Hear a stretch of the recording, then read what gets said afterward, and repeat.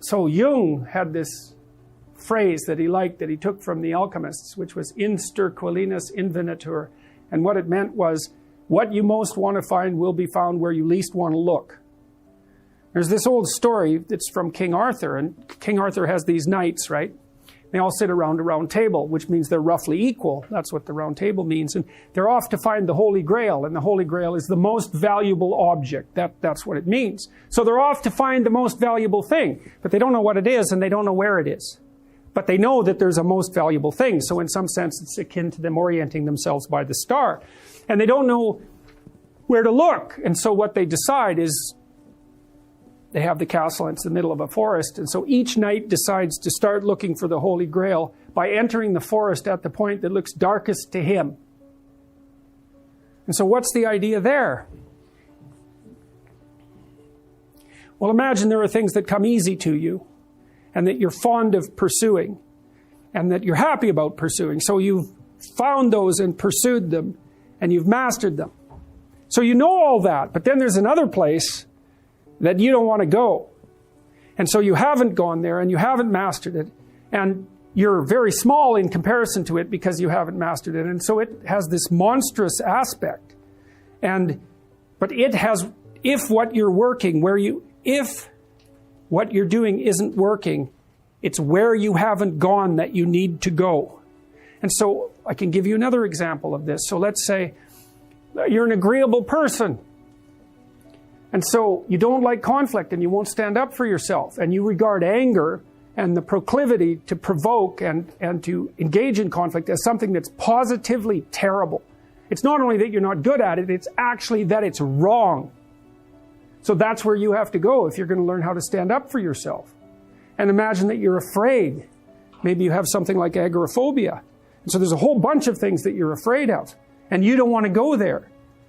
But if you want to put yourself together, then that's exactly where you have to go. And so it's frequently the case that what you want to find is to be found where you least want to find it.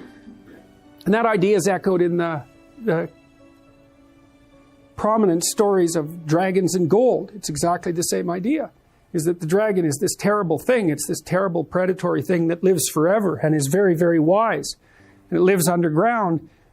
And it'll kill you. It'll burn you up in a second. But it hoards gold. And so you have to go there into the dragon's lair if you're going to get the gold. And that's a representation of people's paradoxical relationship with reality. It's like you have to go out there and confront it in order to incorporate what it has to offer to you. But the probability that that's going to be intensely dangerous and push you right to the limit, first of all, those are actually the same thing. If it didn't push you to the limit, you wouldn't gain anything valuable from it. So you don't get one without the other. You don't get the gold without the dragon. That's a very strange, very, very strange idea. But it seems to be accurate. So all of that's lurking underneath this, in this imagery of the whale. The thing that's at the bottom of... Now, the whale, you can think of the story of Jonah. What happens with Jonah is that...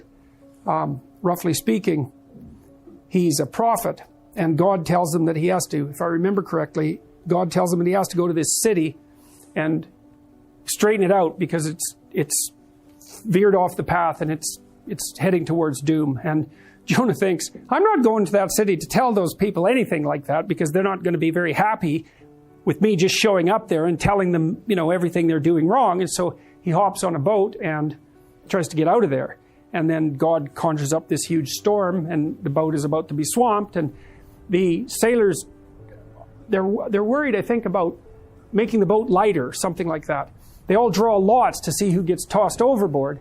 And Jonah admits that it's actually his fault because God's upset with him because he got this direct command to go straighten out the city, and he ran off. And so the sailors they're not happy about this, but they throw Jonah overboard, and the sea's calm, and great fish comes up, a whale, and swallows him. And then he's down in the fish for 3 days, and it throws him up on the dry land. And then he's learned his lesson by that time, and he goes off to pursue the proper destiny, to pursue his proper destiny.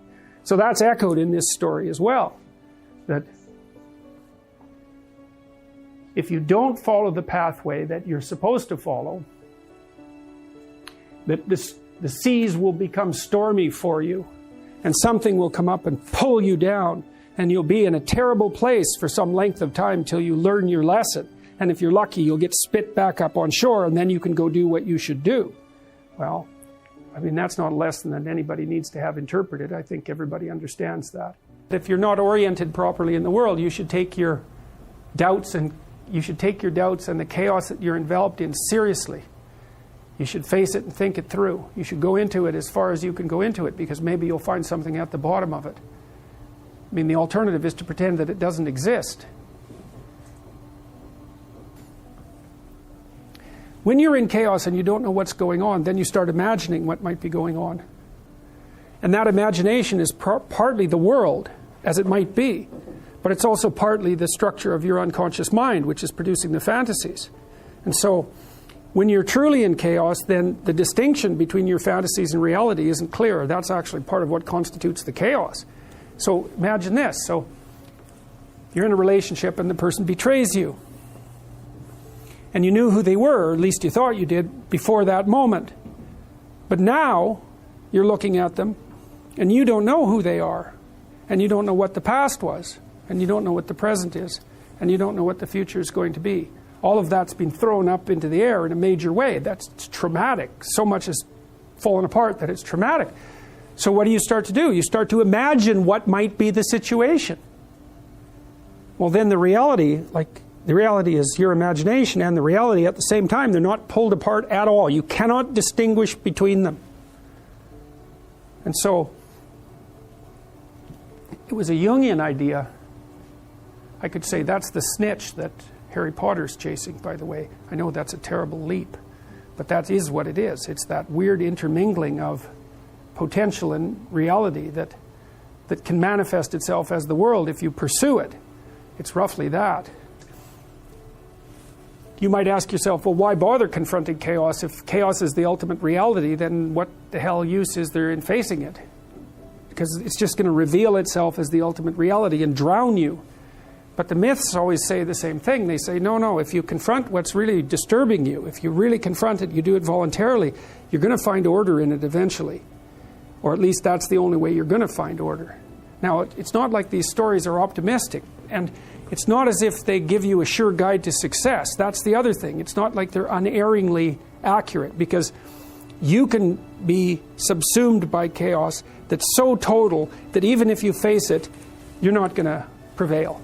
I mean, that's why people die. That's one way of looking at it anyways. But the mythology basically says this is your best bet. If there's a process that's going to work, this is it. And then you might think, well, the better you do it, the better the chances are of success, or the more consistently you do it, the better the chances of success are. And I think that that's a perfectly reasonable way of looking at it.